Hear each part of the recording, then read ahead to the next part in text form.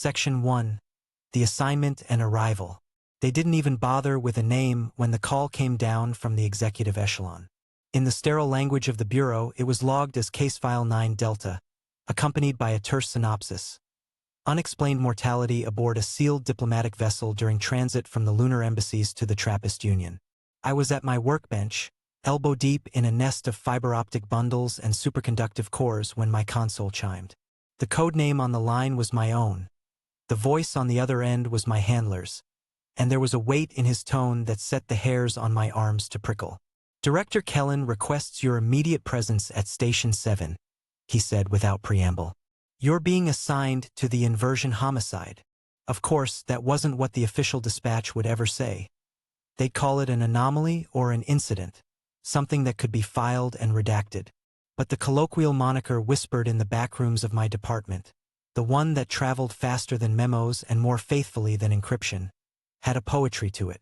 Inversion homicide, an event where all lines had been crossed, where the inside had become the outside, where the boundaries on which our physics and our trust were built had been violated. I left my bench without a word. Tools clattered softly onto steel mesh as I wiped my hands. My name is Lysan Rowe, Systems Architect for the Aeon Safety Directorate, a builder of failsafes and barriers. My signature is on most of the seals that separate the bodies of our diplomats from the vacuums and hostile probabilities outside their hulls. When something slithers past those seals, I get the call. I am not sent because I am liked, but because I have yet to find an excuse for failure that satisfies me. By the time the shuttle detached from the orbital elevator and aligned itself with the Helios Delta, the Directorate's flagship courier, my mind was already sectioning possibilities. A hull breach? Impossible. The metadata said pressure never wavered. An onboard chemical agent? The chip logs flagged nothing. A self-inflicted sabotage? There were no marks of entry or exit. Each potential branch in my thought tree reached toward the same conclusion. We were facing something outside our design space. The Helios Delta hung against the black like an obsidian dagger, a delta wing of metamaterial and mathematics, designed not for aesthetics but for impermeability. I had drawn its signature arcs in simulation years ago. There were no windows. There was nothing for an assassin's laser to aim at. There were no external seams. There was nowhere for stray cosmic dust to find purchase. It was a vessel I had marketed as perfect because I had made it to be perfect. As we latched onto its docking ring, the sensation that I was approaching a crime scene where I was as much the suspect as the investigator settled in my gut like ice. The pilot, a young woman with the faded blue stripes of the mid-rank, gave me a half-glance. They said you'd want to know there's no one else on board. All systems read green. No anomalies except the one. I'll determine anomalies for myself, I said. I didn't mean for it to be cutting, but it was. My impatience was an old, brittle thing, honed by years of being brought in only when everyone else had already failed. Our docking completed with a soft metallic kiss. A pressure equalization cycle hummed. A panel blinked from red to green. I palmed open the inner airlock. The air that greeted me was crisp, sterilized, heavily ionized. The Directorate designs its couriers to be temples to order. And in the center of this temple, order had been blasphemed. Section 2. The Paradox at the Throne. The central command gallery of the Helios Delta was a circular amphitheater of consoles and holographic projections. The captain's throne, a high-backed command chair that interfaced directly with every process in the ship, was set in its center. In that chair sat Ambassador Soren Albrecht, the principal courier and the sole occupant on the manifest. Soren's posture was at ease. His face was relaxed in the faint half-smile he wore in all his public transmissions. His uniform, the soft gray and gold of the interstitial core, was free of wrinkles. To any casual eye, he looked as though he had fallen asleep mid-command. But I was not a casual eye. And the deck plating around his chair told a different story. Arranged on the polished surface, not scattered but placed, were Soren Albrecht's organs. The liver lay to his right, its two lobes curving toward the front like wings. The heart sat precisely due south, its chambers glistening under the overhead lights. The stomach, the lungs, The intestines were all positioned with a care that suggested either deep anatomical knowledge or a level of abstract artistry so detached from human empathy that it looped back into cruelty. Each organ was whole, unharmed, and glistening. Soren himself bore no scar, no incision, no bruise. He was the shell of a man whose contents had migrated without violence. It took everything I had to keep from reaching out and touching the arrangement. Human curiosity is a dangerous variable at a crime scene. Instead, I spoke to the room. Astra, I need status. The voice that responded was calm, genderless, and threaded with the faintest algorithmic inflection. Astra was not an artificial consciousness. Those had been banned after the New Carthage paradox, but it was close. It was a sentient logistics assistant that lived to interpret and maintain the billions of operations per second that kept the ship intact. All systems nominal, Astra said. Hull integrity is stable. Life support functions within 99.99 parameters. There have been no unauthorized entries or exits. No emergency systems have been activated. No security breaches recorded. Scan the central node, I ordered. Identify all biological matter. One human subject, Ambassador Soren Albrecht, deceased. The AI replied instantly. Secondary biological components consistent with subject Albrecht's organ structure. No foreign DNA signatures detected. Paradox, then. A closed system whose contents had relocated themselves. You cannot remove a yolk without fracturing its shell. Yet here the egg remained whole. My mind iterated through potential frameworks. Targeted nanomachines capable of slipstreaming through subatomic gaps. An emergent phenomenon in the ship's damination driver, our term for the machine that deconstructs matter and beams it as data. A high-energy physics event at the quantum level that reconfigured topological boundaries.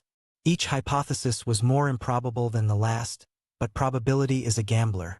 It always leaves a sliver of wiggle room. I stepped closer. Soren's expression was unfathomable. The arrangement of his insides was grotesque but bizarrely beautiful. The deliberate precision unsettled me more than any gore could have. There was artistry here. There was intention. I had built systems to keep intention out. Someone or something had circumvented me. Section 3: Hypotheses and Frustrations. For the next 36 hours, I did not sleep. I requested that the station remain sealed and that all communications be routed through me. I sat cross-legged on the deck, my back to Soren's silent shell, and I swam through data. Terabytes of environmental logs, power fluctuation charts, holographic system diagnostics.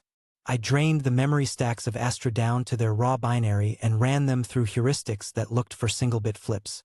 I applied fractal analysis to magnetic field readings, looking for patterns that might hint at transient wormholes or microfolds. Nothing. Worse than nothing, perfection. Everything was clean. The logs showed a ship that operated exactly as designed from the moment its hatches were sealed to the moment I opened the airlock. Every system check was stamped with my code. Every external ping and internal handshake unfolded according to the blueprint I had authored. It was as though the murder had taken place in an alternate timeline and its only evidence had been dropped into ours.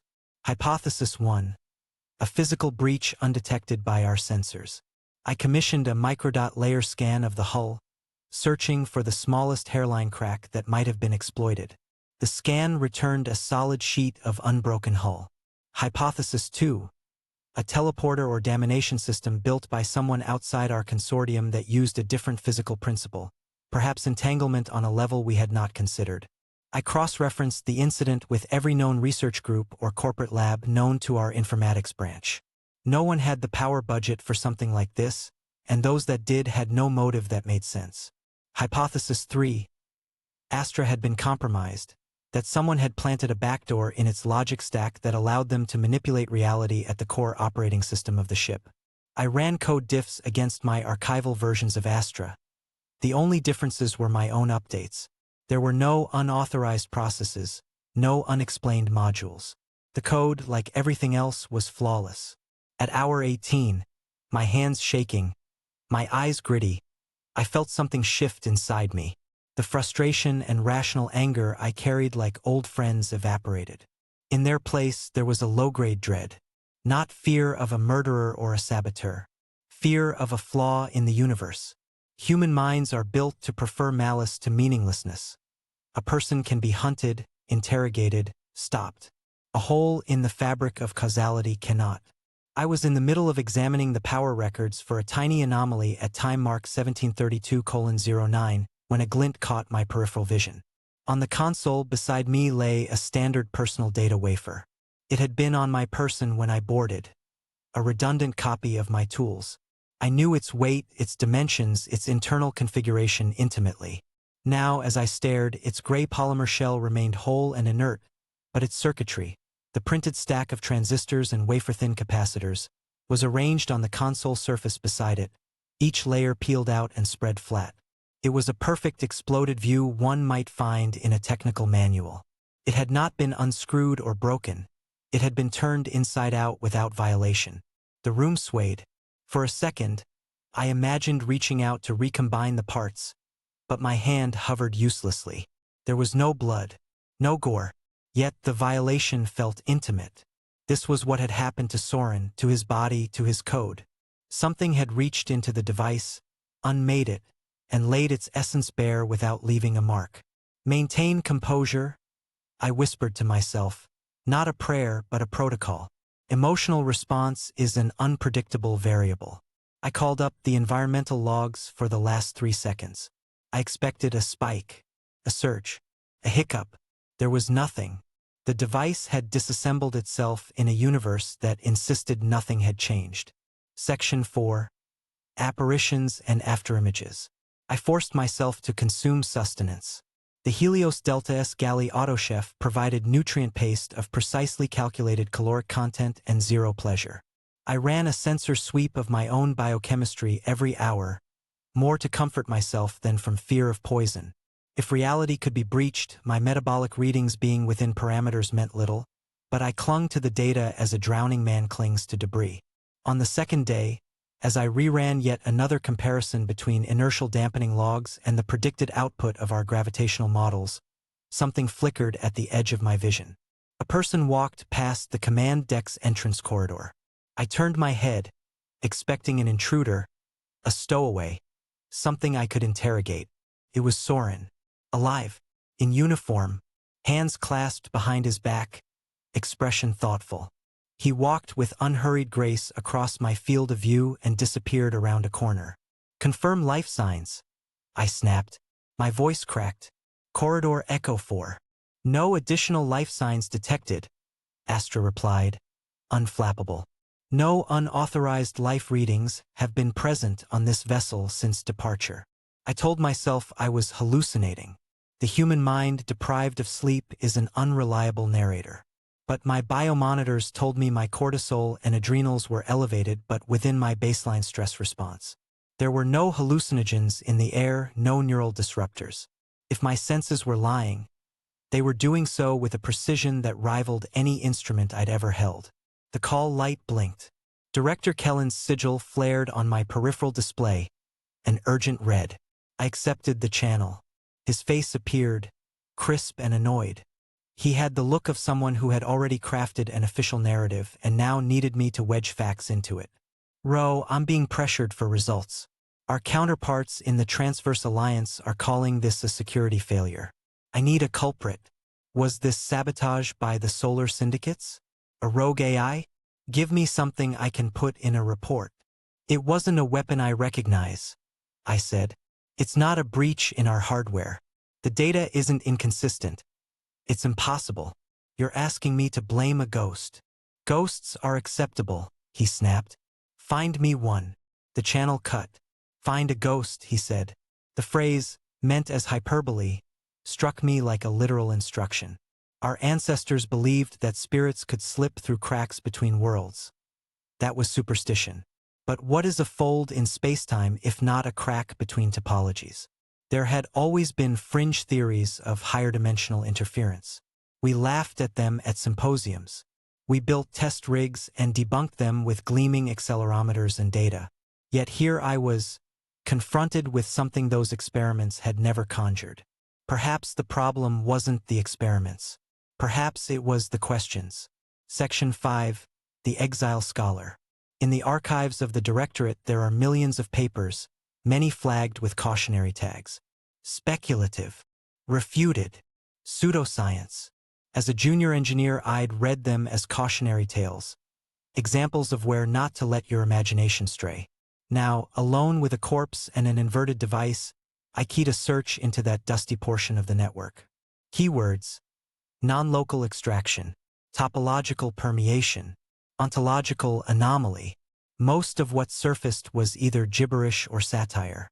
One article, however, had a tone that stopped me. The title was Fragile Boundaries, on bulk permeability in four-dimensional manifolds. It was 30 years old.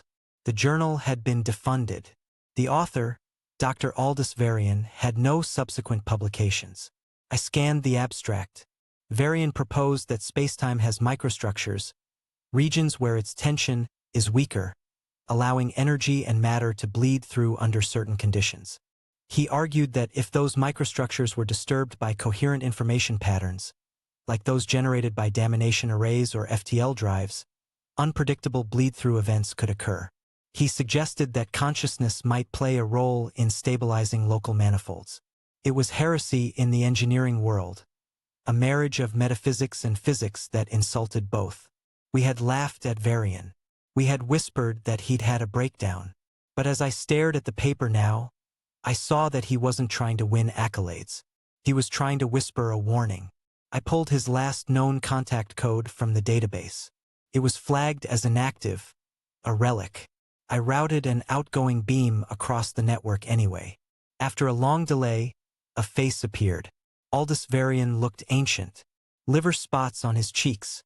White hair drifting around his head like a halo. His eyes, though, were sharp and not at all surprised to see me. "You are the Directorate's dog," he said. "They only call you when the kennel is on fire." "I'm not here as an enforcer," I said. "We have an event on a sealed ship. You wrote about fractures in spacetime. Your ideas were discredited." Varian chuckled dryly. Discredited is a polite way to say, too dangerous to acknowledge. "Tell me about your event." I described the scene aboard the Helios Delta. Varian listened without interruption, his expression growing more grave with each detail. When I finished, he was silent for a long moment. "You've encountered a manifestation," he said finally. "A bleed-through from what I call the adjacent. It's not another dimension in the classical sense, but a layer of reality that exists parallel to our own. Under certain conditions, the boundary between our layer and the adjacent becomes permeable." "That's impossible," I said automatically. "Is it? You've seen the evidence. Your ambassador didn't die in any conventional sense. He was translated. His physical form was deconstructed and reconstructed according to the adjacent's logic. The precision you described, the artistic arrangement that's characteristic of adjacent manifestations. They don't understand our concepts of life and death, only pattern and form. Why would this happen now? Why on my ship?"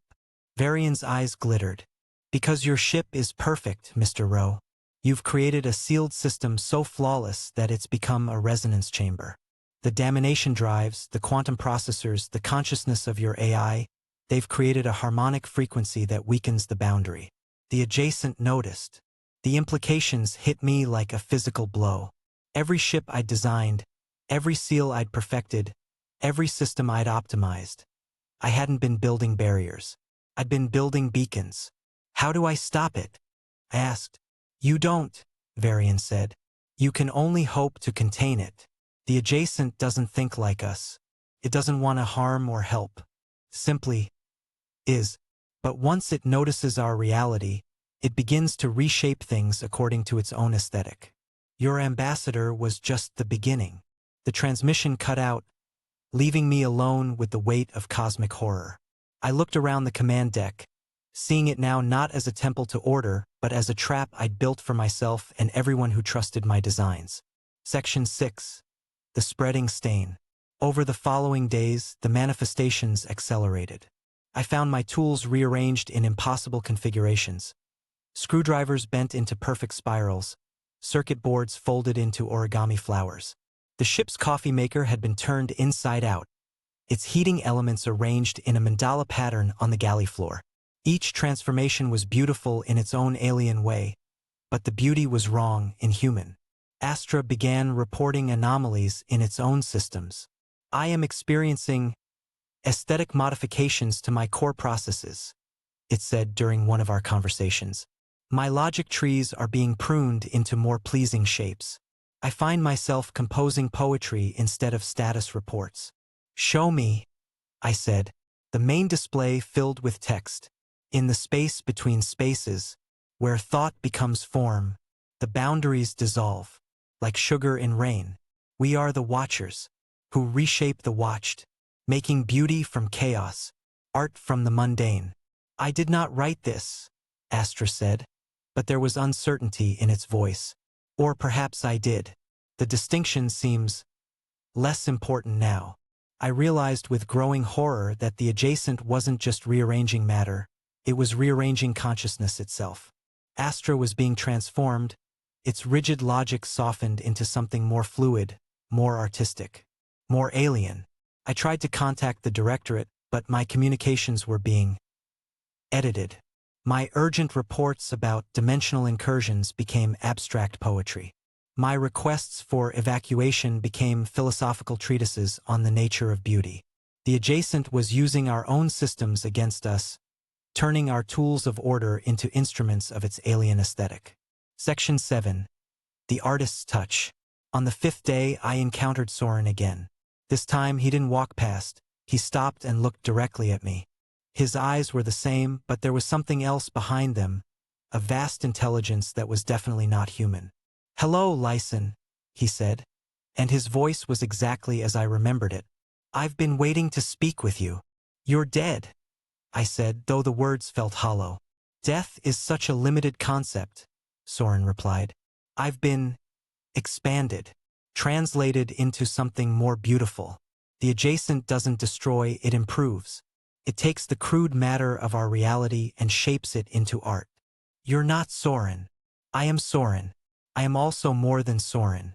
I am what Soren could become when freed from the constraints of linear existence." He gestured to the command deck around us. "Look at what we've accomplished together. Your perfect ship has become a perfect canvas. Every system, every component, transformed into something beautiful." I looked around and saw that he was right. The sterile functionality of the ship had been replaced by organic curves and impossible geometries. The walls pulsed with bioluminescent patterns. The air itself seemed to shimmer with potential. "This is wrong," I said. "Wrong." Soren tilted his head. "Or simply different. You've spent your life building barriers, Lysan. Walls to keep the universe out. But what if the universe has something beautiful to offer? What if your barriers were keeping out wonder? People will die.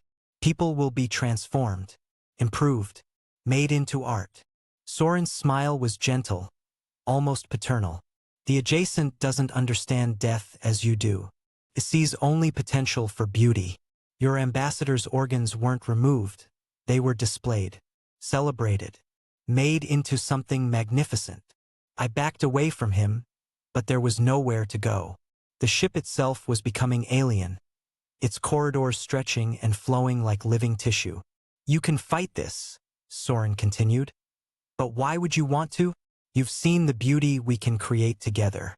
Your perfect systems, our perfect vision. We could reshape reality itself into something wonderful." Section 8. The Choice. I found myself in the ship's core, surrounded by the humming machinery that kept us alive. But even here, the adjacent's influence was visible. The quantum processors had been rearranged into crystalline formations that pulsed with their own light. The damination drives sang in harmonies that human ears weren't meant to hear. I had a choice to make. I could try to fight the adjacent, to restore the ship to its original configuration. But I was beginning to understand that this was impossible. The adjacent wasn't an invader, it was a force of nature, like gravity or entropy. You couldn't fight it any more than you could fight the tide. Or I could surrender. Let the transformation continue. Let the adjacent reshape not just the ship, but me as well. Become part of its vast, alien artwork. I thought about Varian's words. You can only hope to contain it. But what if containment wasn't the answer? What if the adjacent wasn't something to be feared, but something to be understood? I placed my hand on one of the transformed processors. The crystal was warm to the touch, and I could feel something vast and alien pressing against my consciousness. Not malevolent, not benevolent, simply other. It was trying to communicate, to share its vision of beauty. For a moment, I saw reality as the adjacent saw it. The crude matter of our universe was just raw material, waiting to be shaped into something magnificent. Every atom, every quantum state, every thought, all of it potential art. The adjacent wasn't destroying our reality. It was trying to improve it, to make it beautiful according to its own incomprehensible aesthetic. But beauty, I realized, was subjective. What the adjacent found beautiful, the precise arrangement of organs, the inside-out devices, the transformation of consciousness itself, was horror to human minds. We weren't compatible.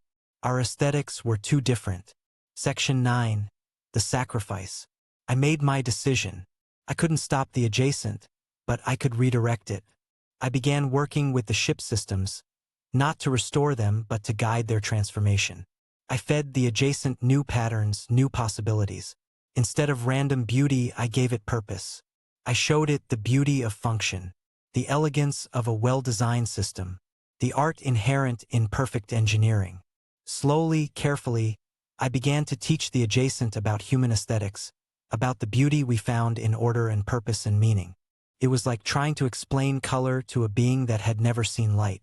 But gradually, the adjacent began to understand. The ship's transformations became less alien, more functional.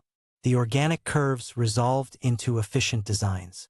The impossible geometries became merely improbable. But the process was changing me as well. I could feel my consciousness expanding, becoming more fluid. I was beginning to see beauty in ways I'd never imagined.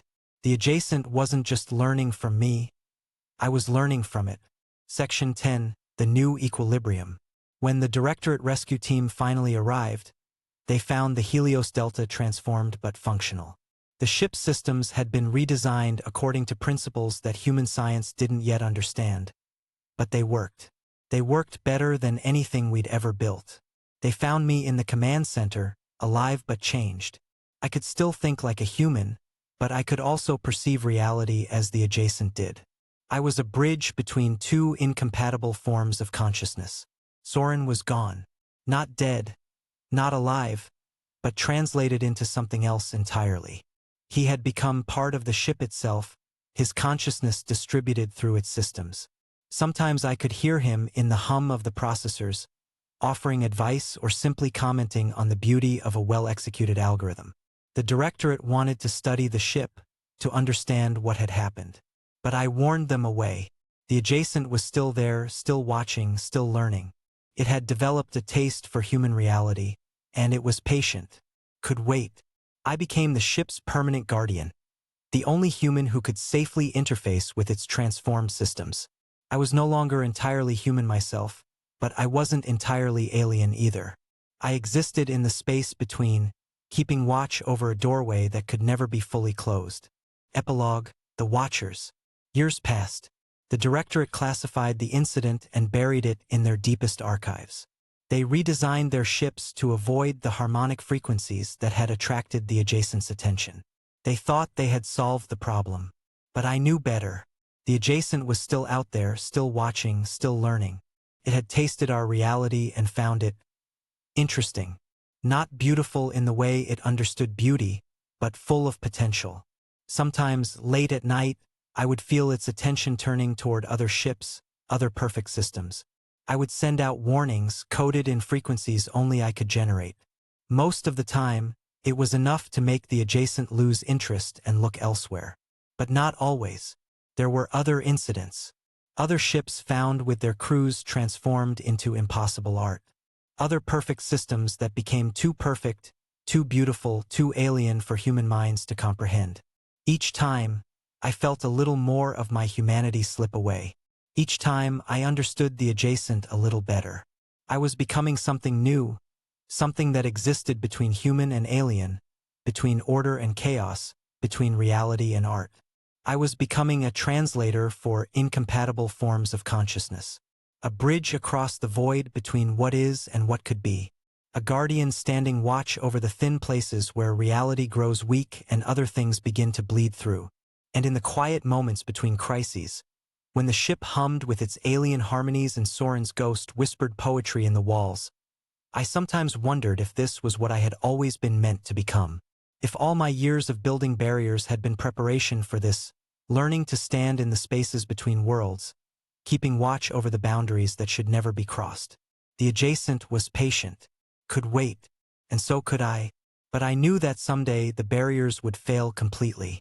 Someday our reality and theirs would merge, and the universe would be transformed into something beautiful and terrible and utterly alien.